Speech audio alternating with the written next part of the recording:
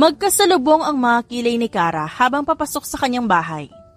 Hindi niya maiwasang magtaka dahil sa pulang sasakyan na nakaparking sa labas ng bahay niya. Ilang beses na siyang kumatok sa bintana ng sasakyan pero wala siyang naririnig mula sa loob. Napakurap siya ng ilang beses nang tuluyan siyang pumasok sa loob ng bahay niya. Mahihinang halinghing ang kanyang naririnig habang maingat na binubuksan ng pinto. Hindi niya maiwasang kabahan dahil sa bawat hakbang niya, mas lalong lumalakas ang mga boses. Naghahalo ang pawis at ang luha niyang hinahayaan niyang tumulos sa kanyang pisngi. Mas lalong lumakas ang tibok ng kanyang puso habang papalapit na sa kwarto niya kung saan nanggagaling ang mga boses. Kailan mo ba kasi hiwalayan si Kara? She's plain and boring. Hindi rin kagandahan. Ba't ka ba nagtitiis sa babaeng katulad ng fiancé mo? Malambing na wika ng isang boses na sobrang pamilyar sa kanya.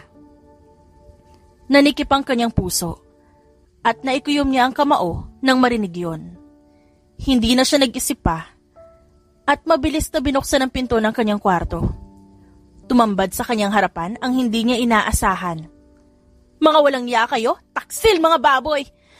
Paano mo nagawa sa akin to, William? I loved you with my whole life. Pinigay ko lahat sa'yo. Agad niyang nilapitan ng fiancé na si William, na ngayon ay kayakap ang babaeng nakadapa sa kama. Tinapon niya ang mga dala niyang gamit sa sahig at agad na nilapitan ng babaeng nakadapa at sinabunutan yon at agad na pinaharap para makita ang mukha nito. Napaatras siya sa pagkagulat nang humarap ang babae sa kanya. Scarlett? Ang babaeng nasa harapan niya ay walang iba kundi ang nag-iisang best friend na si Scarlett Romero. Nakatapis lang, gamit ang puting kumot ang babae ngayon na kalmadong nakatingin sa kanya. What? You sounded like you're surprised. Ilang beses ko na bang sinabi sa'yo na gusto ko ang fiancé mo? Hindi ka lang tanga. Bingi ka na rin yata. Natatawang wika ni Scarlett at agad na tumayo para lumapit kay William. Best friend mo ako since high school. How could you do this to me? Magkano bang binayad mo sa fiancé ko? Napaka-ilusyonada mo, Scar. Kahit kailan, hindi ka magugustuhan ni William. Galit na wika ni Kara at agad na sinugod si Scarlett para sa bunutan. Agad na hinawakan ni William ang kanyang kamay. Stop it, Kara Isabel. Alam mo sa sarili mo na mahal kita, pero mas mahal ko si Scarlett. She gives me money, everything that I need in life, kasama na ang mga luho ko. Binibigay ni Scarlett yon. Kahit sarili niya binigay niya sa akin bagay na hindi mo magawa. Saad ni William. Habang nasa likuran nito si Scarlett, na mukhang pinoprotektahan laban sa kanya. Did you hear that, my beloved best friend? Paano ba yan? Ako ang mahal ng fiancé mo. At wala kang magagawa doon. Pang-aasar sa kanya ni Scarlett, kaya mas lalo siyang nainis. Kahit kailan, wala kang kwentang babae, Scarlett. Gusto mo ba yung fiancé ko? You want to own him? Tanong ni Kara at agad na hinubad ang engagement ring at tinapon yun sa mukha ng binata. Then, you can pick up my trash. Magsama kayo. Bagay naman kayong dalawa eh. Basura at basurahan. Ani Kara at mabilis na kinuha ang damit ng dalawa na nakakalat sa sahig. Agad niya yung pinunit, lalo na ang damit ng kaibigan. Sa sobrang galit niya, pati bra at panty ni Scarlett hindi niya pinalagpas. Don't you dare touch my Victoria's Secret lingerie! Sigaw ni Scarlett at agad na kinuha ang panty nito sa kanya na siyang dahilan para mapunit yon. You're fired! Kara Isabel Vergara, wag na wag ka nang babalik sa hotel ko. I don't need you in my company! Malakas na sigaw nito at agad na tinulak palabas ng kwarto si Kara. Thanks for firing me. Sa wakas hindi ko na kailangan magtrabaho para buhayin ng isang mama's boy. Madiing saad nito sa katumingin kay William na ngayon ay may sugat na sa pisngi dahil sa pagtapon niya ng singsing. Wag na wag kang magpapakita sa amin ni William. Don't you dare or else isesemento kita ng buhay. pananakot sa kanya ni Scarlett at mabilis na yumakap sa lalaki. "You can leave now, Cara Isabel." Walang ekspresyon na wika ni William. Tumingin siya sa dalawa na ngayon ay bumalik sa dating ginagawa na mukhang walang nangyari. Magkayakap habang hinahalikan naman sa noo ni William ang kaibigan niya. Ilang sandali, marahas nilang sinarado ang pinto. Napabuntong hininga siya at mabilis na pinunasan ng mga luhang nag-uunahang tumulo sa kanyang pisngi. Agad siyang tumungo sa isang room kung saan naroon ang ilang bags niya na naglalaman ng mga cash. Saan ko ba nalagay yun? Napakamot siya ng ulo dahil hindi niya pa rin mahanap ang kanyang bag. Nang makita niya ang bag, halos mawalan siya ng ulirat dahil wala nang laman yun maliban sa 3 piraso at 1,000. Dinampot niya yon at mabilis na umalis sa bahay. Habang naghihintay siya ng taxi, tumama ang kanyang paningin sa kotse ni Scarlett. Pag-aari nga pala nito ang pulang kotse na nakaparking sa harapan ng bahay. At isang pilyong ngiti ang sumilay sa labi ni Cara nang makaisip ng isang plano. Akala nyo, kayo lang ang magiging masaya ngayong araw? Pwes, nagkakamali kayo. Hanggang buhay ako walang sase sa inyong dalawa. Wika niya sa sarili at mabilis na dinampot ang baseball bat na nasa garahe niya.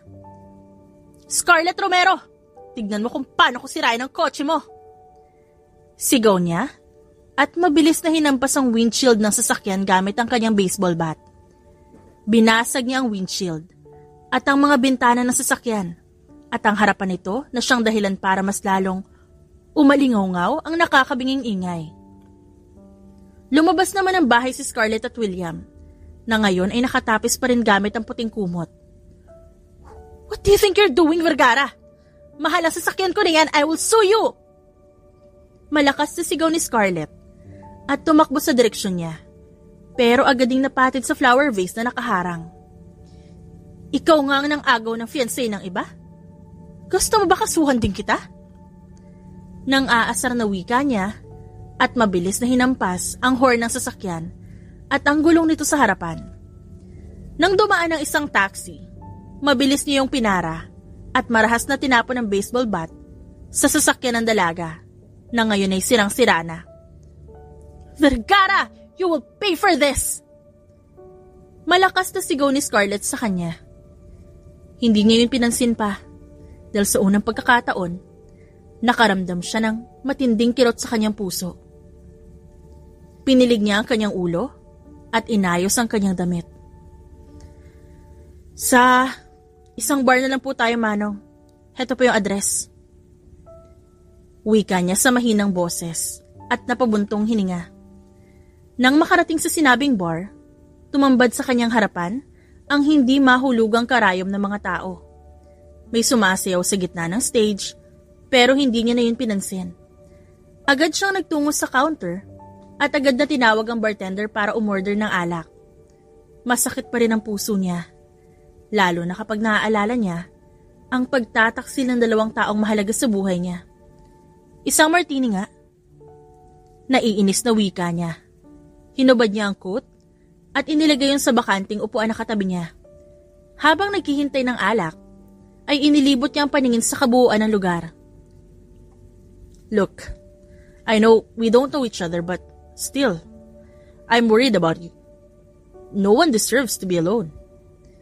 Isang baritonong boses mula sa kanyang gilid ang umagaw sa kanyang atensyon. Tumambad sa kanyang harapan ang isang lalaking tahimik na nakatingin sa kanya. Ang siko nito ay nakatukod sa counter habang puno ng pagsusumamo na pinagmamasdan siya. Nagsalubong ang mga kilay ni Cara dahil doon. Hindi siya sanay na tinitignan ng kahit sino, lalo na sa masuyong paraan. Hindi kita kilala, Mr. Pakialamero. Saka ano naman kung nag-iisa ako? May problema ba tayo doon? Tanong niya, saka kinuha ang martini na binigay ng bartender. Sinalina niya ang basong binigay ng bartender pero laking gulat niya nang hablutin yun ng lalaki at yun ang tumungga ng alak. It's not good for you. For all the hard drinks, talagang martini pa ang napili mo? Puno ng pang-uuyam na tanong ng lalaki sa kanya. Mabilis niyang hinablot ang baso at matalim na tumingin sa lalaki. Sino ba nagsabi sa'yo na pakialaman ako? Hindi mo alam kung anong pinagdaanan ko ngayong araw. Hindi naman ako umiinom ngayon lang. Pagbigyan mo naman ako. Sa bandang huli, nakaramdam siya ng panghihina at mabilis na tinungga ang alak sa bote. Calm down, woman. Hindi ka naman mauubusan ng alak. Ba't magrabe ka uminom? You have problem? Then you can talk to me. Vent on me. Huwag mo na idaan sa ganitong paraan. Who are you?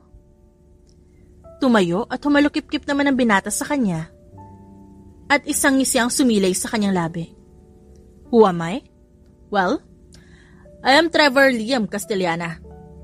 I am the owner of this place. Okay. Tipid na wika ng dalaga. Mukhang hindi interesado sa buhay ni Trevor. Pinagmasdan niyang mabuti ang lalaki, lalo na at napukaw ang kanyang atensyon sa kulay asul nitong mga mata. Umiigting ang panga nito. Bumagay din sa maliit na mukha ng lalaki. Ang ilong nitong matangos. Halatang halata sa kanya na meron nitong lahing banyaga. Why? Is there something wrong with my eyes? Tanong sa kanya ni Trevor pero umiling siya. I want you to marry me. Napakislot siya dahil kahit siya mismo ay nagulat sa binitawang salita. Sa mga oras na yon, gusto niyang ipukpok ang kanyang ulo sa pader dahil sa katangahan. Give me a reason why would I marry you. We just met. Besides, I don't know your name. Supladong tanong ni Trevor. Naramdaman niya na ipinatong ng lalaki ang kamay nito sa magkabilang balikat niya at inilapit ang mukha sa kanyang tenga. A tingling sensation ran from her head throughout her entire body. Hindi niya alam kung lalayo pa ba siya rito o mananatili sa kinatatayuan. Pakiramdam kasi niya, nagrambulan na naman ang kanyang puso't isipan. Cara Isabel Vergara? Nauutal na wika niya. Halos maubos na ang kanyang hininga nang maramdaman ang pabango ng lalaki na sumasabay sa hangin. Pretty name, parang ikaw. Wika ni Trevor sa pinaglandas ang kamay sa maamong mukha ng dalaga. Utang na loob, ilayo mo sa akin ang sarili mo. At baka sa'yo ko maibuntong ang galit ko sa mundo. Inis na wika ni Cara at mabilis na tinabig ang kamay ng lalaki. If you want to ask me what's happening to me, let me tell you then. Unang-una, pare-pareho kayo mga lalaki. Ang mahalaga lang sa inyo pera at dignidad nyo. Napaka-disgrasyada kong babae dahil nagkagusto ako sa isang playboy. Sa lahat ng babae na pwede niyang tuhugin, best friend ko pa. Mahabang litanya niya at hinayaan ang sarili na bumagsak sa sahig. Am I not enough? Pangit pa ako? I did everything for him. I even sacrificed my own dreams para lang makasama ko siya. Nang hihinang tanong niya kay Trevor na ngayon ay pumantay sa kanyang pwesto. You're enough. Sobra pa. Sadyang maling tao lang ang minahal mo. Saad ni Trevor sa kanya at mabilis siyang niyakap. Ibabalik ko sa kanila ang sakit na dinulot nila sa akin. Doble? Triple kong ibabalik sa kanila hanggang sa lumuhod sila sa harapan ko. Doon lang ako titigil. Itong babaeng sinaktan nila, ito rin ang babaeng magpapabagsak sa kanila. Matitikman nila kung paano ako magalit. At sa pagbabalik ko, humanda sila.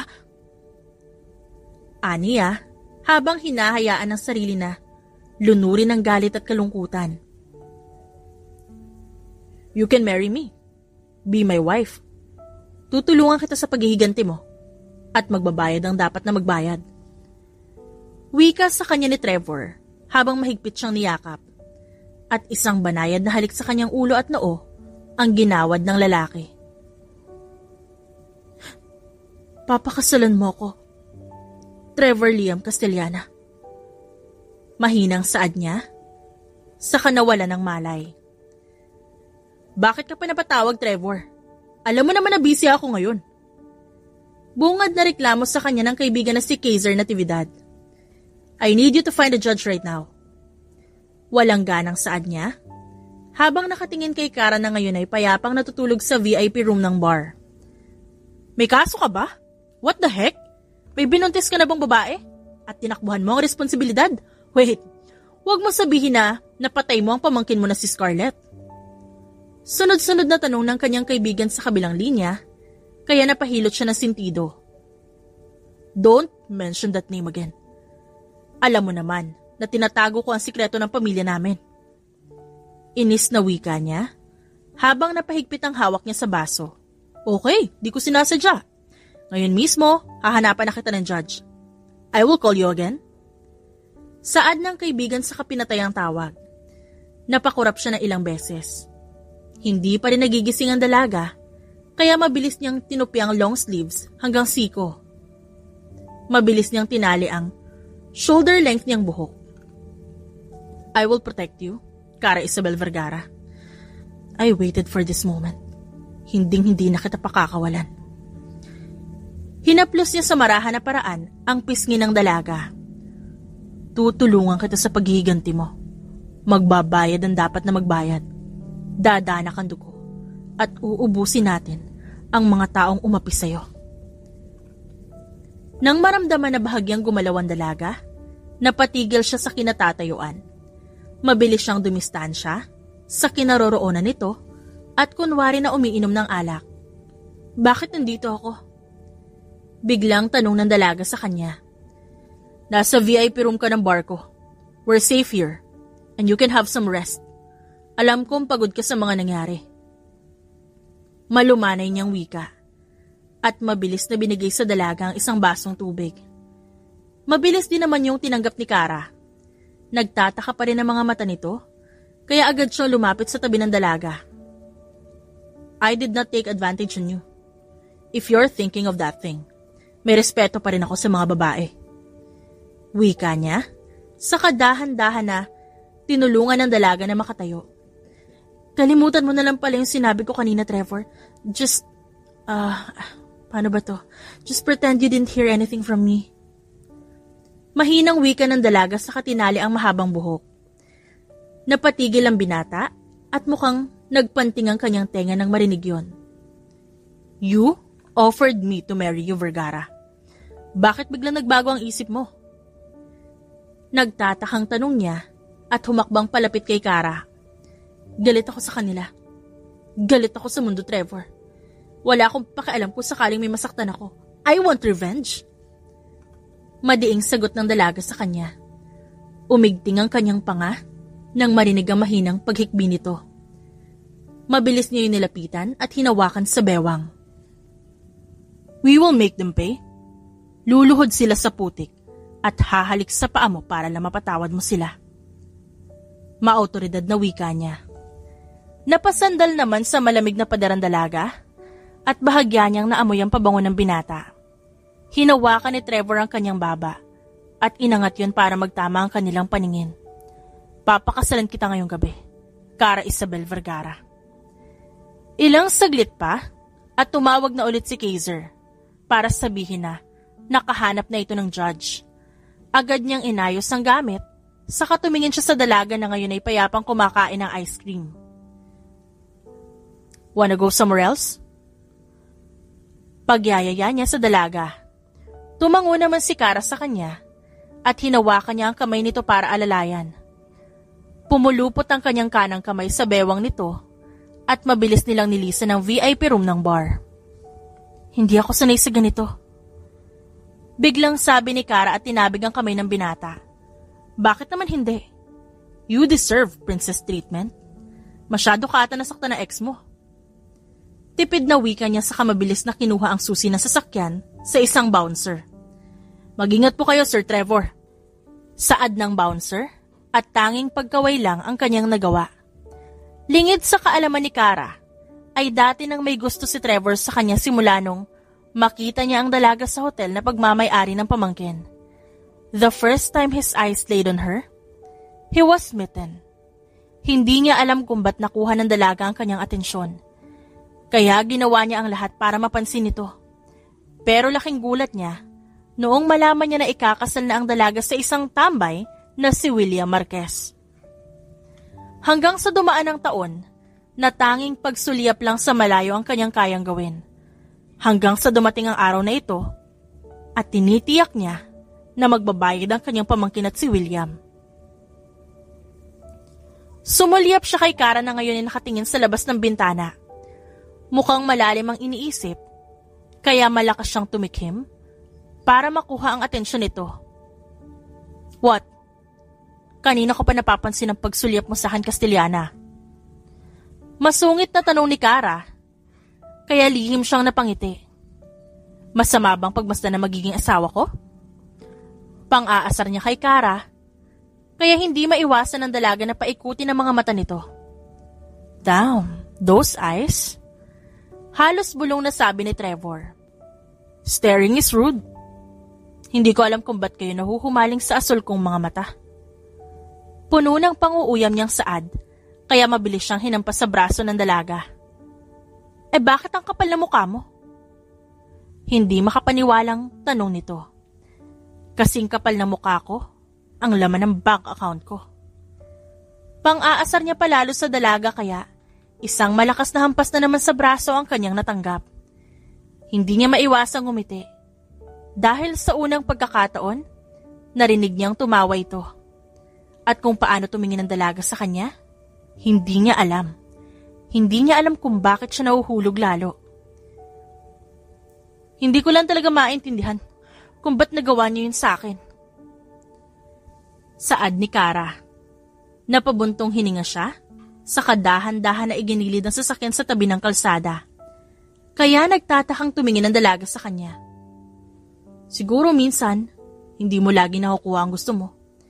Minsan, nakakakuha ka ng isang bagay na mas malaki kesa sa anumang inaasahan mo. Mahabang litanya niya, sa kamarahang hinaplos ang pisngi ng dalaga. Isang banayad na halik sa noo ang kanyang binigay. Pinapangako niya sa sarili na ito na ang huling beses na iiyak si Kara. You're going to survive it. Maghihilom din ang sugat. Hindi pang habang buhay ang sakit na nararamdaman mo. You can use me, Kara. Gamitin mo ako pang hilom sa sugat mo. I won't mind being your healer. Seryosong saad niya, sa kaniyakap ng mahigpit si Kara. I'm glad you came, Kaiser. Hindi niya akalain na ganun kabilis na makakahanap ang kaibigan ng isang judge.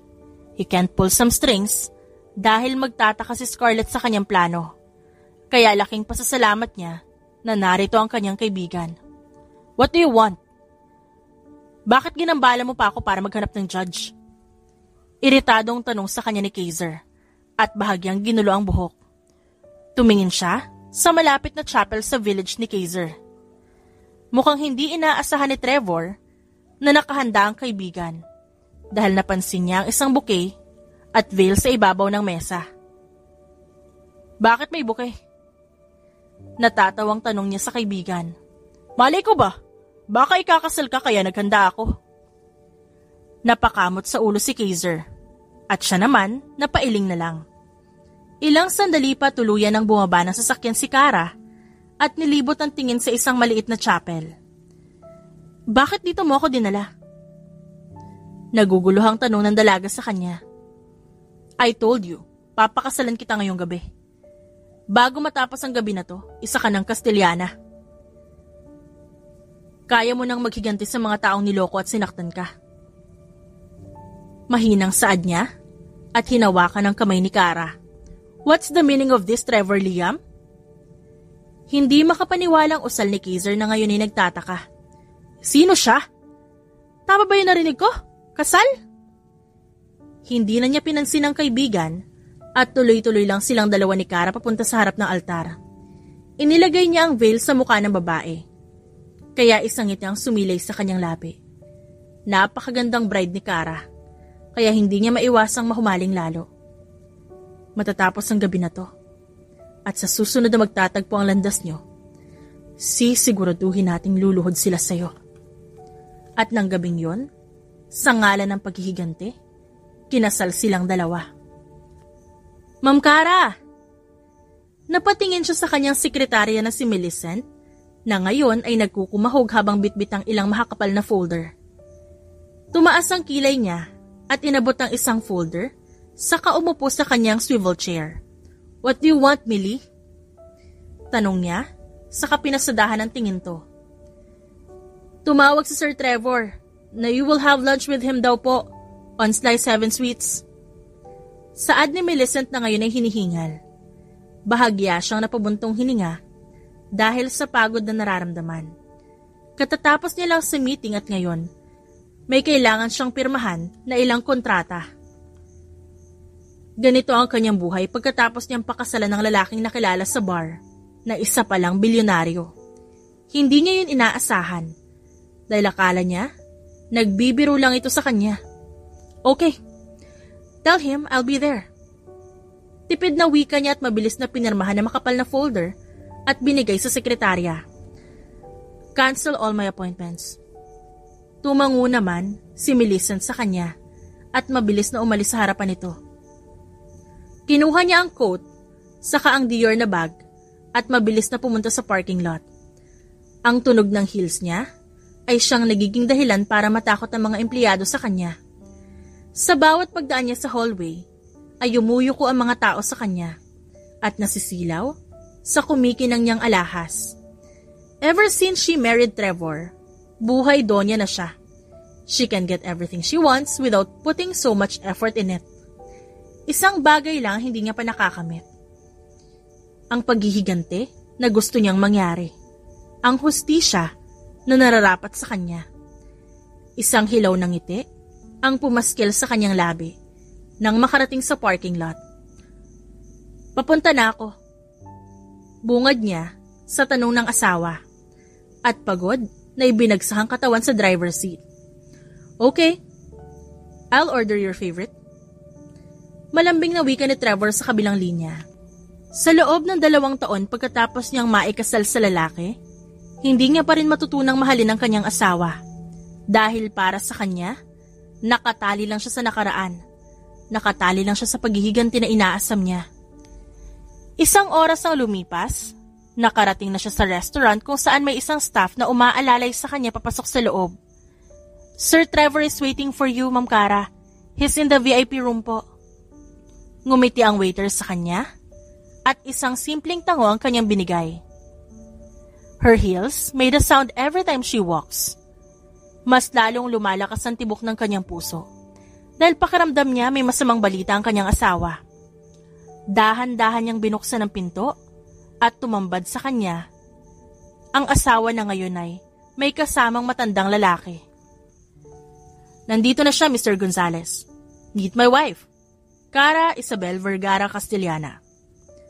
Hinawakan siya sa bewang ng lalaki at maingat na pinaupo. "He's one of the big investors of Scarlett Romero and William Marquez." Bulong ni Trevor sa kanya, kaya tila nagpanting ang tenga niya dahil doon. "It's my pleasure to meet you, Mrs. Castellana. When I received the news na may asawa na si Trevor, hindi ko inaasahan na isang magandang babae pala to." Kumindat pa sa kanya ang matanda kaya napairap siya. Mukhang napansin niya ni Trevor kaya mabilis niyang hinawakan ang tinidor para itapon sa matanda pero mabilis siyang napigilan ni Cara. "Calm down. We need him, remember? I can handle this one. Just leave it to me." "So, how's the Imperial Group of Companies?" Tanong niya sa matanda, saka sumimsim ng red wine. Imperial Group of Companies is one of the companies that owned by Scarlett Romero. Sa lahat ng kumpanya, ito ang pinakamahalaga dahil ayon sa kanyang source, ipinamana sa babae ang kumpanya dahil namatay ang ina nito. She's not aware of that. Kahit na naging best friend niya ang babae, pakiramdam niya hindi niya kilala si Scarlett, na tila ba may iba pang tinatago ang dating kaibigan sa kanya. The company is unstable right now under the management of Miss Scarlett Romero. One of the reasons is she can't handle the company well. Mas marami pang perang lumalabas sa kumpanya kesa sa pumapasok. Some investors are pulling out their money too. Mahabang litanya ni Mr. Gonzales. Isang ngiti ang sumilay sa kanyang labi. mukhang nagbunga ang plano nila na maging kaibigan ng mga investor. Pinisil niya ang kamay ng asawa na agad namang napansin ni Trevor. I'm glad to know that. Ilang saglit na lang, tuluyan na silang mababankrupt. At yung company na lang ang inaasahan niya since some of her businesses are already closed. Sinabihan ko na rin na iban siya sa mga kasino para hindi na siya makautang pa. Did you ban William also? Tanong niya sa asawa. Isang pilyong ngiti ang pumaskil sa labi ni Trevor. It's on the plan. Si William lang hinayaan ko na umutang sa kasino. Besides, they don't know that we own that casino. Tipid at walang gana na sabi ni Trevor sa kanya samantalang si Mr. Gonzales ay may inilabas na folder at ibinigay sa kanilang dalawa. Anong nilalaman ito? Tanong niya at dahan-dahan na binuklat ang laman ng folder. Tumambad sa kanyang harapan ng isang kontrata sa pagitan ni Scarlett at ni Mr. Gonzales. Tumaas ang isang kilay ni Mr. Gonzales at sumilay ang isang pilyong ngiti sa labi nito. Katulad nga ng sinabi niya sa akin, ipapakita ko sa inyo ang tunay na kontrata, pero hindi ko itutuloy ang pinag-usapan namin ni Romero. Kinuha nito ang cellphone at ilang saglit pa ay tumipa. Mukhang tinatawagan niya yata si Scarlett. Bulong na wika ni Trevor sa kanya. Bumaling ang atensyon niya sa lalaki dahil nakalagay sa kanang hita niya ang malikot nitong kamay. Tinampal niya ang kamay nito kaya bahagyang tumawa si Trevor sa kanyang ginawa. Gusto kong iatras ang kontrata ko sa kumpanya mo. Yes, you heard it right. Naisipan namin ni De Leon na iatras na lang ang kontrata namin at hindi na matutuloy ang pag-i-invest namin sa kumpanya mo. Seryosong saad ni Mr. Gonzales sa katumingin kay Kara. Halos magwala sa saya ang mga paru-paro sa tiyan ni Kara sa mga oras na yon. Pakiramdam niya, sumasang-ayon sa kanya ang panahon at tadhana. My decision is final, Scarlett. Bye. Pinutol na ni Mr. Gonzales ang tawag sa babae. Dumako ang tingin niya sa mag-asawa na ngayon ay payapang kumakain ng pasta sa harapan niya. Ginawa ko na ang gusto mo, Castellana. Now I need to go at may pupuntahan pa akong board meeting. Enjoy your lunch, lovebirds. Pang-aasar pa sa kanila ni Mr. Gonzales nang mapansin ang pasimpleng pag-akbay ni Trevor kay Kara. Tumikim siya para makuha ang atensyon ng lalaki. Pakiramdam niya ay daan-daang boltahe ng kuryente ang dumadaloy sa kanyang sistema nang sandaling naamoy ang pabango ng asawa. Pwede ba tigil-tigilan mo ako, Trevor? Kagabi ko pa napapansin yung pagiging clingy mo Paghihimutok niya, saka pinaikot ang pasta sa tinidor at saka sinubo. Bakit?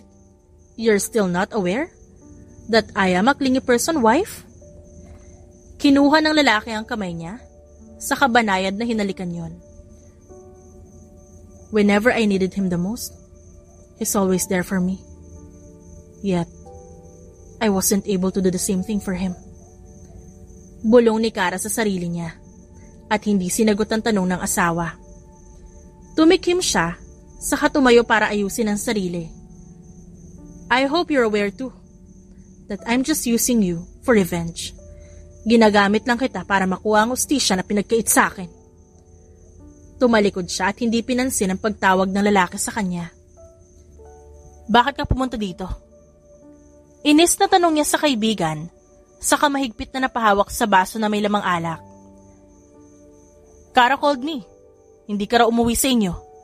At nagtanong siya kung andito ka ba sa rest house. At mukhang tama nga ako.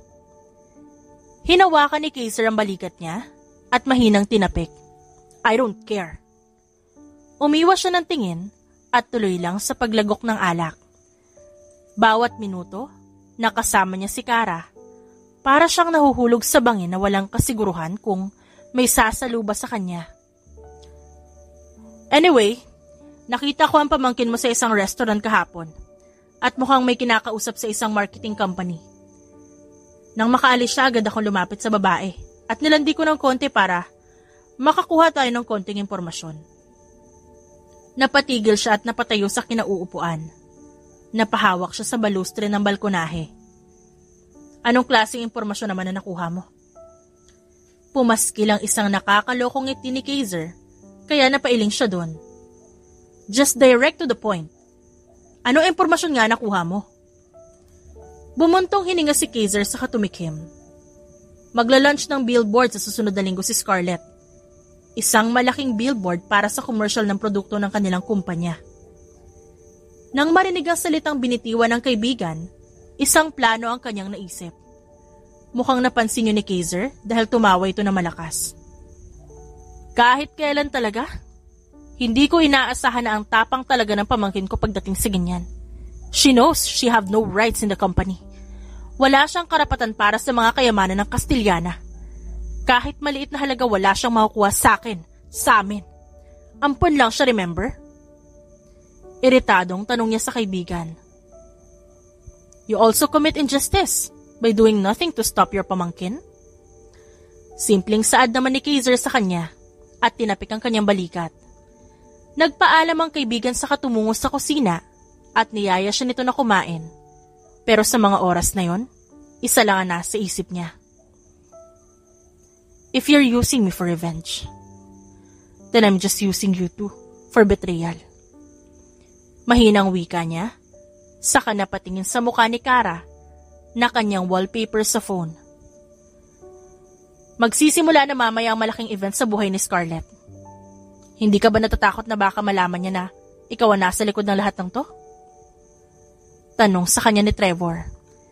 Tahimik siyang umiinom ng red wine, habang ang tingin ay nasa kabilang gusali kung saan naroon ang malaking billboard ni Scarlett at natatakpan ng malaking tela.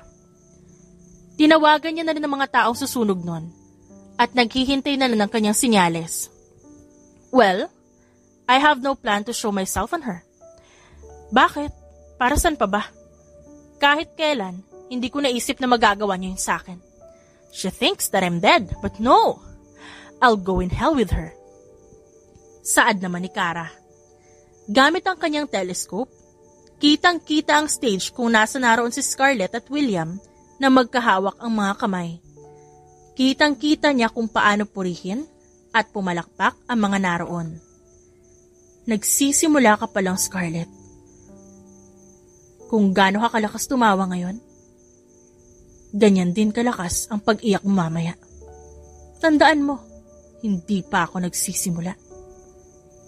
Bulong niya sa sarili at tinawagan ng mga lalaking tutupad sa kanyang plano. Pasabugin niyo na. Tipid na sabi niya at mula sa kabilang linya, rinig na rinig niya ang pagkukumahog ng mga tauhan niya. Mula sa kanyang kinatatayuan, kitang-kita niya kung paano bumulabog at bumulusok ang apoy sa isang malaking billboard. Mabilis siyang sumakay ng elevator para makababa sa gusaling yon. Nang sandaling makalabas na siya ng gusali, tanaw na tanaw niya ang dahan-dahan na pagsunog ng malaking billboard at isang malaking ngiti ang pumaskil sa kanyang labi. Now, let's see who's crying on the floor. Sinuot niya ang sunglasses at sopistikadang pumasok sa loob ng event. Kitang-kita ng dalawang mata niya ang pagluhod ni Scarlett sa sahig, samantalang si William naman ay balisa at hindi alam ang gagawin. Kaya inalalayan na lamang nito si Scarlett. Magbabayad ang gumawa nito sa billboard ko. Sisiguraduhin ko mabubulok siya ng kulungan sa oras na malaman ko kung sino gumawa nito. Sigaw ni Scarlett at halos mapaos kakasigaw. Kitang-kita ang mga ugat nito sa leeg. I'll make you pay. Sisiguraduhin kong ikaw at ang buong pamilya mo magdudusa. Dagdag pa na saad ni Scarlett at mas lalong nagpagulong-gulong sa sahig na parang baliw. Now you know that feeling. Pleading and crying. Mahinang bulong ni Kara at mabilis na tumalikod paalis sa lugar na yon. Hindi pa siya tuluyang nakakaalis, ay may isang mabigat na bagay ang tumama sa kanyang ulo. Nang tumingin siya sa kanyang likuran, nakita niya isang pulang high heels. Mukhang may nambato sa kanya gamit yon. Who dare hit me with heels? Ha? Tumahimik ang mga naroon. Inilibot niya ang kanyang mata upang pagmasdan ng mga bisitang imbitado. Halos kakilala niya at ang iba'y investor ng kumpanya nila Trevor. Ako? Bakit? May angal ka? You're hiding yourself in that outfit, Vergara? Hindi ako aware na tuloy pa rin ang paghahabol mo sa fiancé ko. Who invited you? Iniwan ka rin niya, di ba? Ngumiti si Scarlett at isang peking ngiti ang pumaskil sa mga labi nito. I invited myself, Romero. I'm not chasing my trash. Nasusunog na nga yung billboard mo. Kalandian pa rin ang inuuna mo. Ibang klase ka talaga, Romero. Saka, hindi naman ako iiwan yan kung hindi mo binigyan ng malaking halaga. At binigay mo sa kanyang katawan mo, di ba? Aniya, saka yumuko para pulutin ang heels ng babae. Sa susunod na magkikita tayo ulit, sisiguraduhin ko naluluhod ka sa akin. At ako naman na magtatapon ng sapatos sa ulo mo. What do you think of that? Sounds good, right?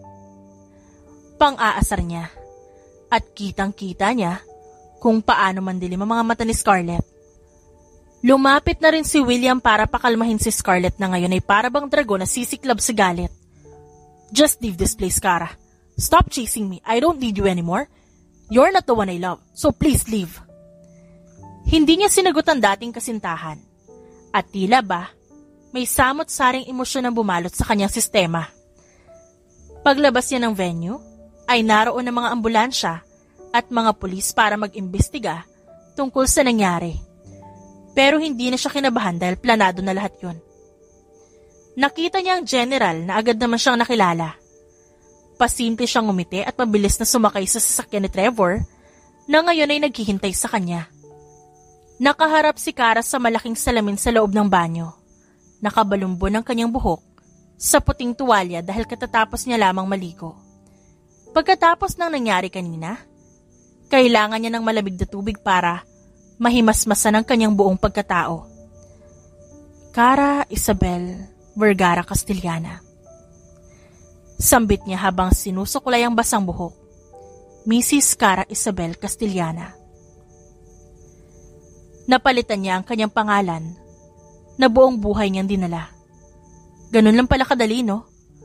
Napakadaling palitan ng pangalan pero ang paninindigan para sa kanya, yun ang pinakamahirap na gawin. She married him for revenge. Ginamit niya lang ang lalaki pero hindi niya maintindihan kung bakit sa tuwing magkasama sila, hindi niya maiwasan na sumaya. Nababaliw ka na, Kara. You're not in love with him? Sambit niya at mabilis na umalis ng banyo. Tumambad sa kanyang harapan ng asawang payapang natutulog sa kanilang malaking kama. You will not sleep on bed, Trevor. Tumingin sa kanyang lalaki. Mukhang antok na antok dahil nakapikit na ang mga mata nito. Kung ako sa'yo, sasahig ka na lang matulog, misis. Malikot ako matulog, baka kumapano ka pa. E di kasalanan ko pa. Baka matadyakan lang kita dahil sa kasarapan ng tulog ko. Hindi niya maiwasang mainis. Dahil sa loob ng 2 taon nila bilang mag-asawa, ngayon lang nagpumilit ang lalaki na matulog sa kama na katabi niya. Kung ano man ang dahilan, hindi niya rin alam. Tumabi siya sa lalaki at bahagya niya pang naamoy ang pabango nito na nanunuot sa kanyang ilong. I know what you're doing, mister. Binabalaan kita na hindi ka makakaisa sa akin ngayong gabi. Sa kama ako matutulog at sasahig ka, and that is final. Tinalikuran niya rin ang lalaki. Sorry ka na lang, pero hindi mo ako mapapatulog sa sahig. Bahala ka. Naramdaman ni Kara na gumalaw ang kama. Ilang sandali pa, nagulantang siya nang maramdaman ang pagdikit ng katawan nito sa likod niya. Napabalikwa siya ng bangon. Nakatalikod pa rin sa kanya ang lalaki. Ang likod nito ang dumikit sa kanya. Nilingon siya nito. Oops, naistorbo ko ba ang tulog mo, misis? Nakatulog na kasi ako. Ang tukmol na may pagkakumag, talagang sinusubukan ng pasensya niya. Bumalik si Kara sa kama at nakipag-agawan sa mas malaking espasyo sa kama. Umurong siya ng umurong at balak niya sanang ihulog na lang si Trevor sa kama. Ngunit hindi niya inaasahan na gaganti rin ng lalaki sa kanya. Mahuhulog na siya. Sinubukan niya pang manlaban, pero mas malakas ito at mabilis siya nitong natulak hanggang sa tuluyan na siyang nahulog sa kama. Aray! Nagpagulong-gulong si Kara sa carpeted floor. At nang makabalik siya sa kama, gwapong mukha ni Trevor ang bumungad sa kanya. At mukhang nag-e-enjoy pa ang kumag sa nangyayari. You want more ba, Mrs. ko? Che! Good night then, Mrs. Saad nito, saka bumalik sa pagkakatulog. Napabuntong hininga siya at walang nagawa kundi ang humiga sa sahig. Nakatulala lang siyang nakatingin sa kisame. Iniisip niya sa mga oras na yon kung ano ang susunod na hakbang na kanyang gagawin. Pumikit siya at hindi na pinansin ng asawa, pero bago pa man siya tuluyang lunurin ng kaantukan, naramdaman niya ang pag-angat niya sa ere. Saglit niya ring naamoy ang pabango nito.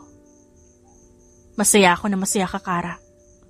Lahat gagawin ko para lang hindi mawala ang ngiti sa labi mo. Ulitin mo to, Millie. Ilang beses ko na bang sinabi sa'yo? I want information from Imperial Group of Companies. Simpleng trabaho lang ang pinapagawa ko sa'yo. Ganun pa kahirap at di mo magawa? Inis na tanong niya sa kanyang sekretarya, na ngayon ay nanginginig na sa kanyang harapan. Hindi ko po kasi alam kung saan magsisimula eh. Masyado pong private si Mrs. Romero. Pagkatapos ng accident sa billboard, halos hindi na siya makita. Malumanay na wika ni Millie. Iniiwasan nitong mautal sa harap ng amo. Sa kumpanyang yon, ay kilala si Kara bilang asawa ni Trevor at bilang isang masungit na CEO. Lagi siyang kinatatakutan dahil kapag galit ang babae, mas lalong gumaganda ang ayos nito. At ang shade ng kanyang lipstick ay pulang-pula na siyang bumabagay sa kutis niya. Umalis ka na lang sa harapan ko. Make an appointment with Miss Romero tomorrow morning. Saad niya at binuksan ang isang makapal na folder sa kanyang harapan. Tumango sa kanya si Millicent. Pero bago pa man makaalis ang sekretarya ay sumigaw siya. Buy me my favorite coffee! Mukhang kailangan niya ng kape dahil sa nangyayari sa kanya.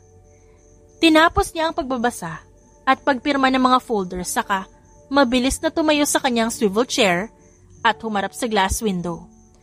Tumambad sa kanyang harapan ang mga naglalakihang gusali. Napangiwi siya ng maalala ang nakaraan.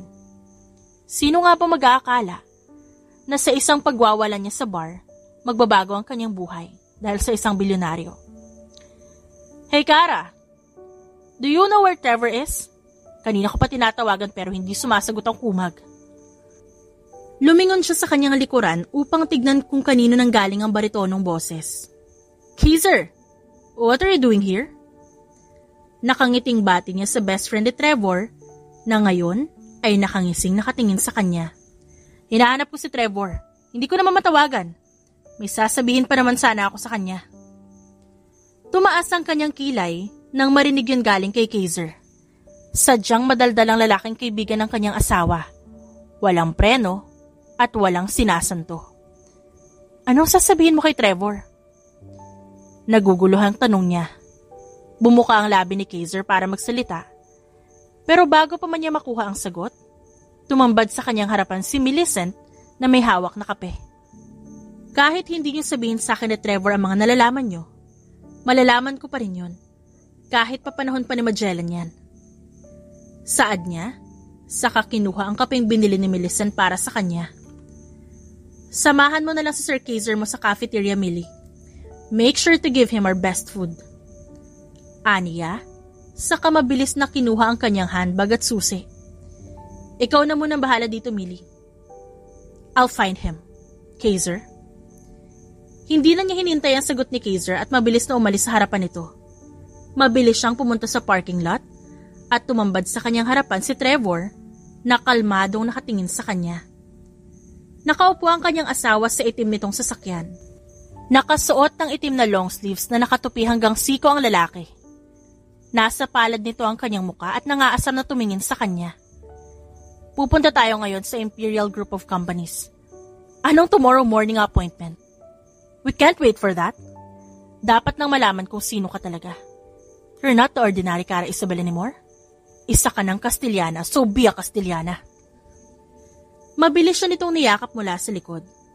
Naramdaman niya ang pasimpleng pag-amoy ng lalaki sa kanya. na nagbigay ng daan-daang boltahe ng kuryente sa kanyang sistema. I can't wait to see you later. Ipakita mo kung sino ang sinayang ni William. Saad nito, sa kanilagay ang hibla ng kanyang buhok sa likod ng kanyang tenga. At sana dumating ang araw na mamahalin mo rin ako. Hindi dahil sa paghigante, kundi dahil sa mahal mo na ako. Mahinang bulong ng lalaki sa kanya. Balisa siya dahil doon.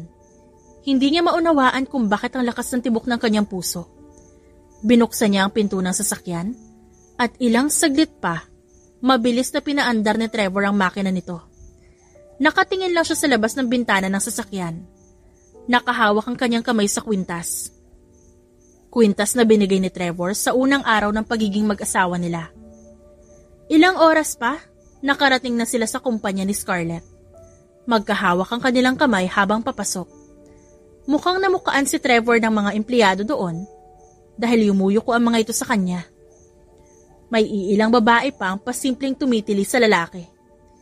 Hindi niya maiwasang magselos dahil kahit nasa 35 na si Trevor, hindi maitatago na isa siyang poging lalaki. Isang sugar daddy ang aura ni Trevor. Hi! Good morning, Sir and Ma'am Castellana. How can I help you? Nakangiting sabi ng babaeng receptionist. Sumenya si Trevor sa babae na lumapit ito sa kanya na agad namang sinunod nito.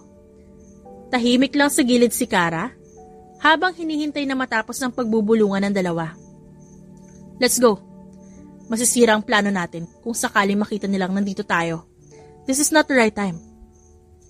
Maautoridad na wika ng kanyang asawa at mabilis na kinarga na parang isang sakong bigas. Hindi niya maiwasang mahiya sa ginagawa ng kanyang asawa. Nang makabalik na sila sa kanyang sasakyan, mabilis siyang binagsak ni Trevor sa passenger seat. This is not the right time.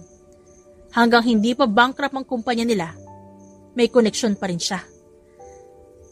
Kaya anong dapat gawin sa mga koneksyon na yan? Tanong sa kanya ng lalaki. Nagkibit-balikat siya dahil wala siyang ganang makipagtalo pa sa asawa. Putulin ang koneksyon. Kunin ang pinagkukunan nila ng pera. We need to intricate the plans. Isang mali lang natin, back to zero ulit tayo. We need to search their weakness, their strength, yung mga taong malalapit sa kanila, their assets, and their desires. Mahabang litanya niya, saka binigay sa kanya ang isang brown envelope. Your knowledge is your main weapon. Kung nagtataglay ka ng maraming kaalaman, hindi mo na kailangan gumawa ng ganoon karaming trabaho. Kailangan mo lang malaman kung saan mo sila titirahin. At ang results? Hindi niya pa rin binubuksan ang envelope dahil nakatuon ang atensyon niya kay Trevor. And what is the result you're talking about? Ngumiti sa kanya ang lalaki. Not an instant kill, but rather a slow burn. And that way, it looks more terrifying, darling. Pumaskil sa kanyang labi ang isang malawak na ngiti.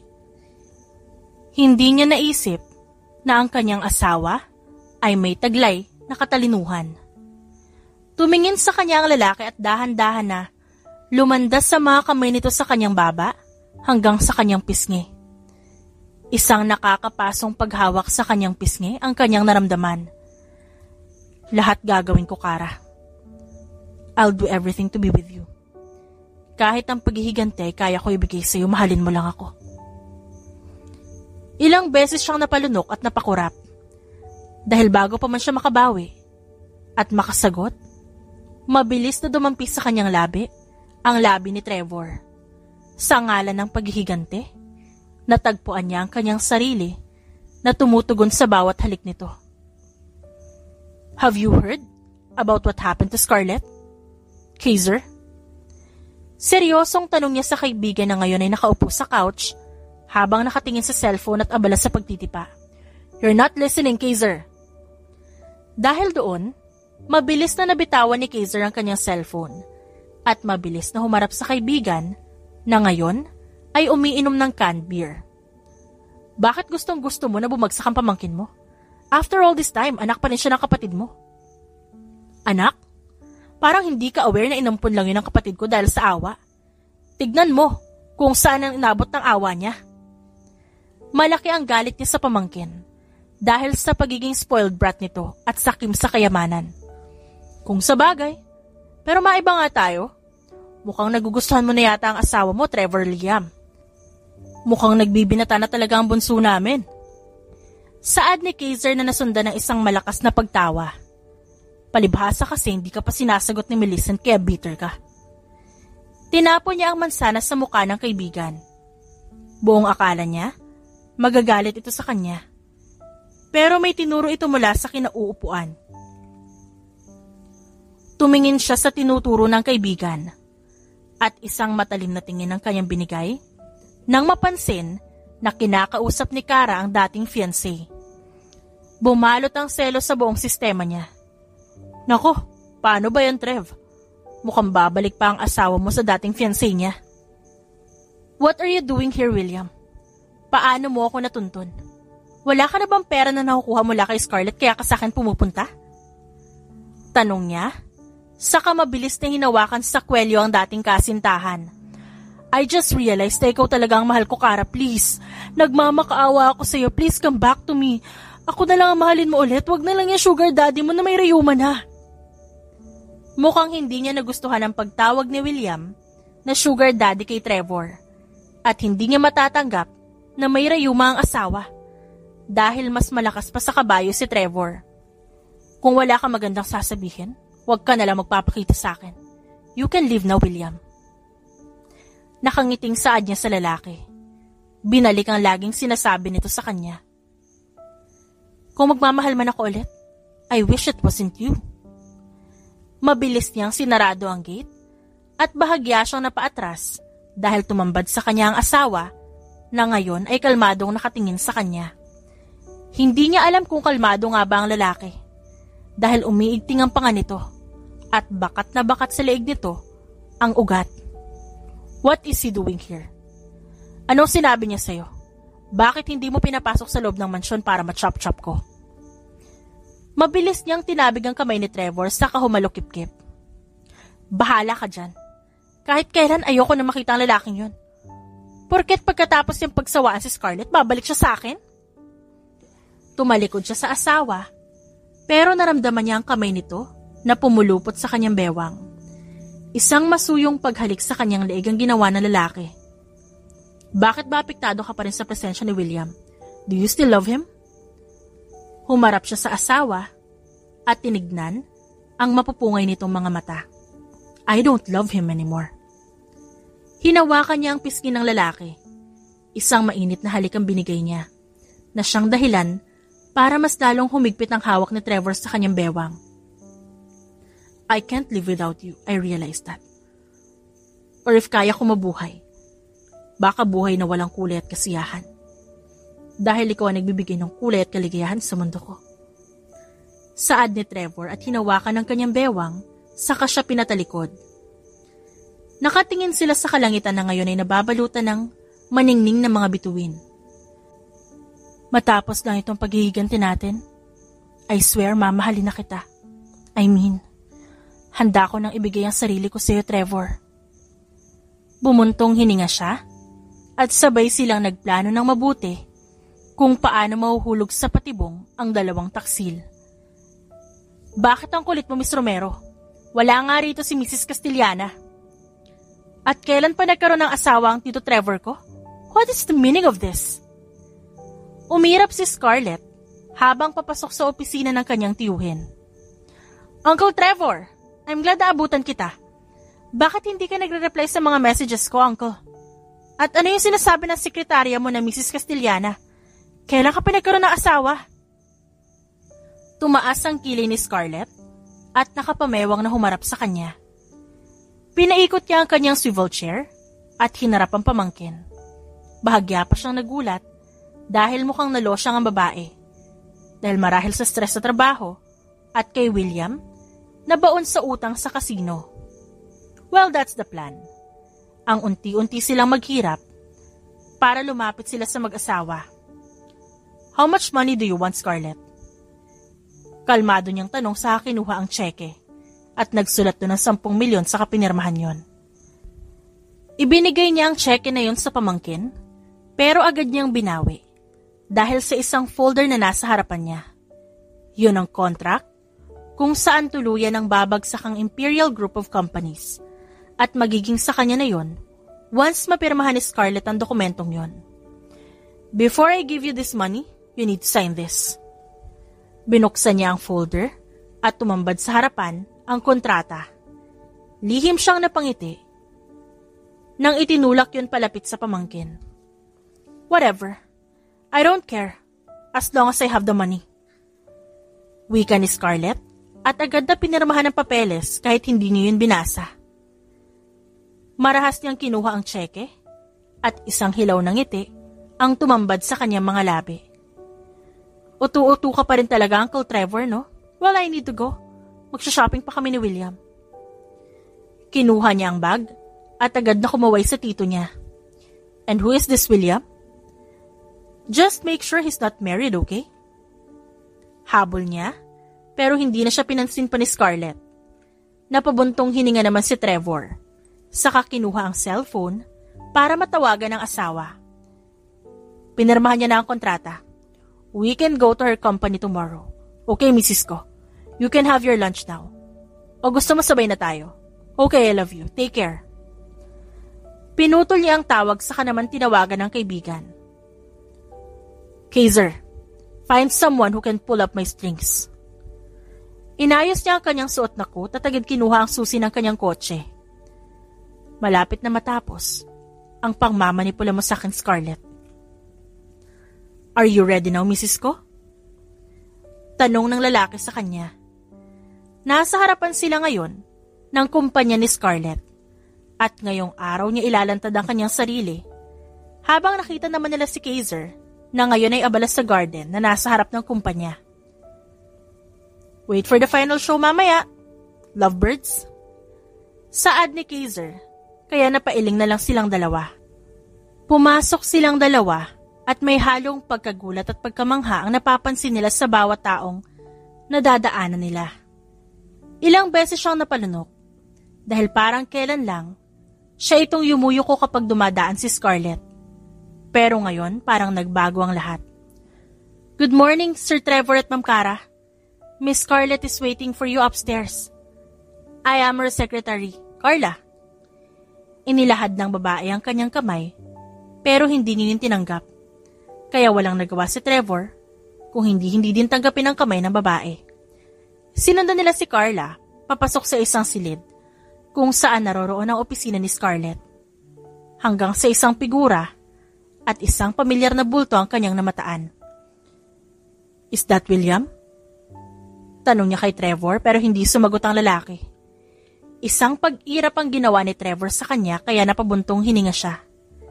Nang binuksan ni Carla ang sliding door, tumambad sa kanilang harapan ng babae na may mahabang buhok na nakatalikod sa kanilang dalawa. Umikot ang swivel chair ni Scarlett at halos mapaatras ang dating kaibigan nang makita siya. Cara, Uncle Trevor? Naguguluhang tanong ni Scarlett na ngayon ay nanlalaki ang mga mata habang nasa labi naman ang dalawang kamay. Halatang gulat na gulat ang dating kaibigan sa kanyang presensya. It's my pleasure to meet you again, Romero. Isang palihim na kurot sa bewang ang kanyang ginawa kay Trevor na siyang dahilan para bahagyang mapatalo ng asawa. Hindi ka lang talaga masungit, kundi isa ring Amazona. Para saan ba yun? Umirap siya at ngumuso sa direksyon ni Scarlett. You didn't tell me na kamag-anak mo pala ang taksil na yan. I will explain to you everything later. Sa ngayon we need to focus, okay? Pangungumbinsi sa kanya ng lalaki kaya itinuon niya ulit ang atensyon kay Scarlett. What are you doing here, Cara Isabel? Pag-uulit na tanong ni Scarlett sa kanya.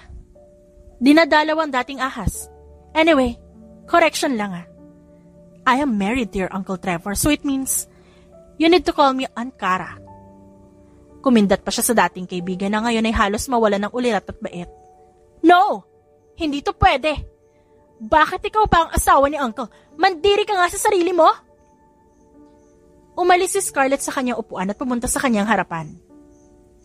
Kahit kailan, hindi ka matatanggap sa pamilya ng mga Kastiliana. We don't accept any trash in our family, especially someone like you. Munti ka na siyang sampalin ni Scarlett pero agad hinawakan ni Trevor ang kamay ng pamangkin at bahagyang ibinalibag yun. Uncle! Sigaw ni Scarlett na agad binawi ang kamay. She's plain and boring, Uncle. Kaya nga siya iniwan ni William dahil sa kanyang ugali, and look at her. Hindi na nga kagandahan. Porket nakasuot lang ng branded na damit, it doesn't mean na mayaman ka na. Nilandi mo pa rin ang tito ko. Sunod-sunod na sabi ni Scarlett sa kanya. Inayos niya ang kanyang buhok at agad na kinuha ang folder at pinakita yon kay Scarlett. Hindi naman ako iiwan ni William kung hindi mo siya nilandi at binigyan ng pera. Look who's talking about trash. Bakit mo hawak ang titulo ng kumpanya ko? Bakit hawak mo ang kontrata namin ni Uncle Trevor? Halos mahinang saad ni Scarlett saka tumingin sa kanyang tiyuhin. Talagang kakampi ka sa kanya, Uncle? Ampon ka lang, Scarlett. And you're the reason kung ba't namatay ang kapatid ko. Bulyaw sa kanya ni Trevor at marahas na kinuha ang papeles kay Kara. Sumunod naman si Kara sa kanya at si Scarlett na ngayon ay panay tawag sa tiyuhin. Uncle, baka pwede pa natin itong idaan sa pag-uusap. You know that I need money right now, right? You know, my lifestyle, right? Sigaw ni Scarlett na siyang dahilan para makuha ang atensyon ng mga taong naroon. Sinadyang magpahuli ni Kara para lumapit sa isang empleyado at may binulong sa tenga nito. Isang pilyong ngiti ang sumilay sa labi ni Kara nang umalis sa harapan ng babae sa kasinundan ng dalawa sa labas. Inutusan niya ang babae na pagsabihan ng ibang empleyado na ilabas ang cellphone at kunan ng litrato at video ang kanilang amo na si Scarlett Romero. You want this, right? Tanong ni Trevor, saka huminto sa putika na ginawa ni Kaiser kanina. Lingid sa kaalaman ni Kara, hindi lang yun putikan dahil pinaghalo ni Kaiser at ng ibang tauhan nito ang putik at ang dumi ng kalabaw. That's why it smells different. Hindi sumagot ang asawa sa kanya dahil inilaglag ni Trevor ang papeles sa putika na siyang dahilan para bumagsak sa lupa si Scarlett. Halos mataranta siya at mabaliw sa ginawa ng kanyang tiyuhin. Babayaran ko ang utang mo kapag kinuha mo ang titulo sa putikan. Agad niyang hinawakan sa braso ang kaibigan. Kunin mo yan gamit ang bibig mo. Naiintindihan mo ba ako? Lumuhod ka at isubsob mo ang mukha mo sa putikan. Kung ayaw mo mawala sa iyo ang kumpanya. Ilang saglit pa, dumating si William para alalayan si Scarlett. Nang makita siya ng dating kasintahan, galit itong tumingin sa kanya. What did you do to her? Hindi mo na ako makukuha pa, Kara. Stop chasing me, I love her. Hindi niya deserve na parusahan mo siya ng ganito. Lumapit sa kanya ang lalaki para sampalin sana siya. Pero isang malakas na paghampas sa kanyang ulo na siyang dahilan para mawalan siya ng malay ang natanggap nito. Wala ka sa plano, pre. Saad ni Kaiser at nakangiwi at sinipa si William. Kung gusto mo pa mabuhay si William, kunin mo ang titulo. What? You want me to kuha that thing? No, I can't. That's kadiri. Kunwari pa itong nasusuka sa amoy. Lumapit si Kara sa kanyang likuran upang haplusin ang kanyang buhok. Para sa kumpanya mo, I know you can do it. Don't make me feel that I'm stupid right now, Scarlett Romero. Sabi ko naman, di ba? Magbabayad kayong dalawa ni William. Mahinang bulong niya at marahang hinahaplos ang mahabang buhok ng dating kaibigan. Wala nang nagawa si Scarlett kung hindi isubsub ang kanyang mukha sa putikan na may halong dumi ng kalabaw. Pumikit at tinakpan ng ilong, pero sinipa siya ni Kara na siyang dahilan para masubsob siya lalo. Bibig ang gamitin mo! Tigilan mo na yan, Kara, hindi ikaw yan! Sigaw naman ni William, na ngayon ay gising na, kaya agad siyang lumapit sa dating kasintahan. Bakit hindi mo siya tulungan? para makuha niyong dalawa. Diba para mas masaya? You can have her, William. Kahit magpakasal pa kayo. Wala akong pake. Umirap siya sa lalaki at agad na nagtungo kay Trevor na ngayon ay matalim na nakatingin sa pamangkin. Nang sa wakas ay makuha ni Scarlett ang papeles, agad pumalakpak ang mag-asawa at si Kaiser na siyang pinagtaka ni Scarlett. Well, good dog. Hindi ko bibili ng kumpanya mo at hindi babayaran ni Trevor ang utang mo. Now, say goodbye to your Aunt Cara, my beloved niece. Mapaglarong wika ni Cara bago tinalikuran ng dalawa. You will pay for this, Cara Isabel Vergara. You will regret for making me like a fool. Ipaparamdam ko sa iyo ang init na impyerno. Okay. See you in court or see you in hell, Romero. Anyway, it's Cara Isabel Castillana. Since I'm married to your Tito Trevor, baka nakakalimutan mo. Have a nice day ahead. Saad niya, sa kahinawakan ng braso ni Trevor upang makaalis na sa lugar na yon. Bakit di mo sinabi sa akin na pamangkin mo pala siya? Pinagmukha mo akong tanga at pinaniwala mo ako na ikaw tong ginagamit ko para sa paghihigante, pero all this time, ako pala yung ginamit mo. Now tell me why? Bakit hindi mo sinabi sa akin? For what? Nung gabing nakilala kita sa bar, yun ang gabing pinatay ang kapatid ko. Nakaramdam naman ng awa si Cara sa asawa. You don't need to. Okay, naiintindihan ko. Naiintindihan ko na. She was adopted by my sister. Noong una mabait naman talaga yung batang yun eh. Pero habang tumatanda siya, nag-iiba yung ugali niya. Nagiging sutil na at sakim sa pera at kapangyarihan. Gusto niyang kunin lahat ng properties at assets ng Castillana.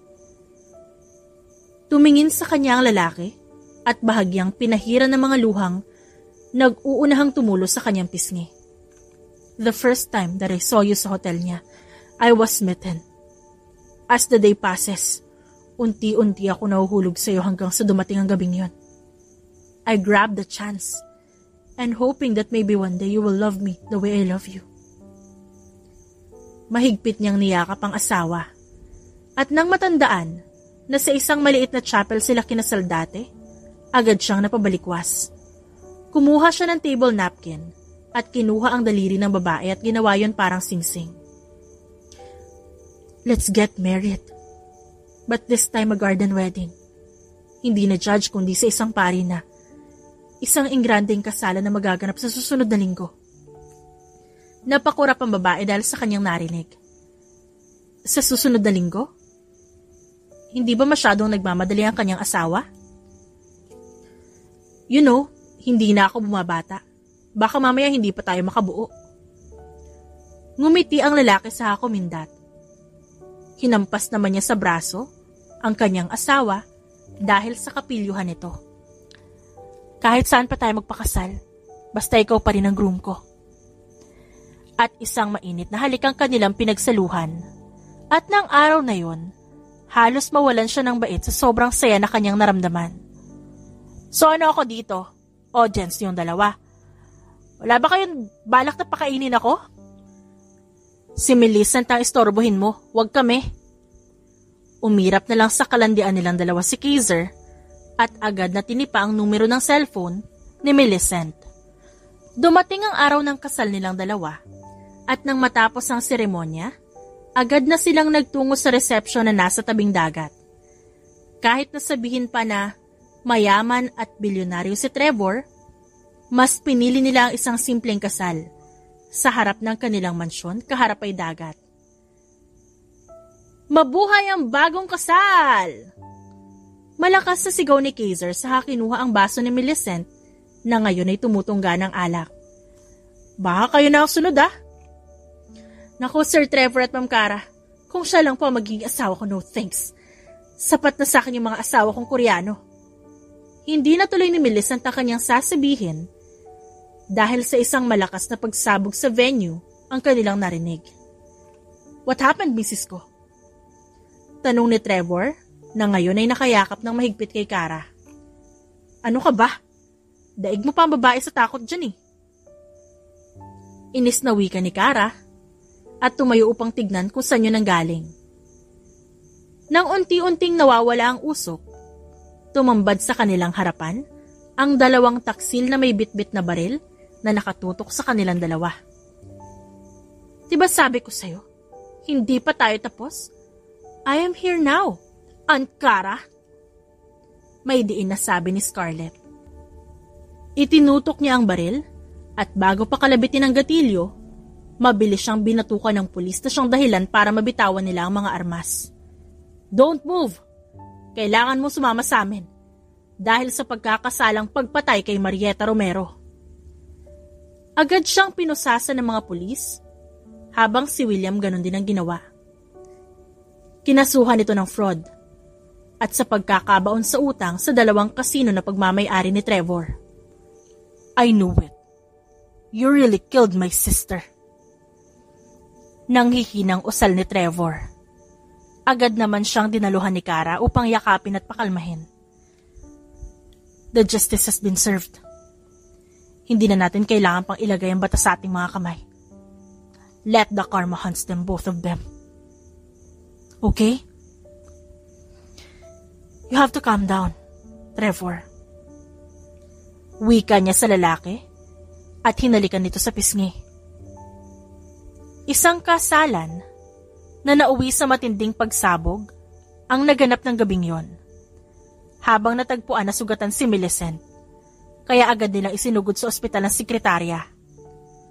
Lumipas ang 4 na taon, tahimik na nasa veranda silang mag-asawa kasama si Millicent at Kaiser, na ngayon ay nagsusubuan ng ice cream. Nagkaroon na ako ng kambal. Wala pa rin kayong label 2? Hindi makapaniwalang tanong ni Kara habang masayang hinahaplos ang buhok ng asawa. Ay, di naman kami mga dilata na kailangan ng label. As long as we're happy, okay na kami, di ba, love? Natatawang wika ni Kaiser kay Millicent at pinisil pa ang pisngi ng babae. Ewan ko sa'yo. At bumalot ang malakas na tawanan sa buong paligid. Hinatulan ng habang buhay na pagkakabilanggo si Kara, habang si William naman ay 6 hanggang 12 taong pagkakabilanggo. Wala na siyang ibang mahihiling pa, kundi ang isang tahimik na buhay kasama ang kanyang asawa at 2 kambal na anak na si Dusk at Dawn. Masayang masaya silang 2. Hindi nila alam na ganito ang mangyayari sa kanilang buhay. Mahal na mahal ni Trevor ang kanyang asawa. At mahal na mahal din siya ni Kara. Walang araw na hindi siya nagpasalamat sa Diyos. Dahil sa kasiyahang tinatamasa nila at ng kanilang pamilya. She is the billionaire's wife. With her exquisite figure, she screams heaven and peace. At wala nang hahanapin pa si Trevor. She stood up and kissed Trevor with love.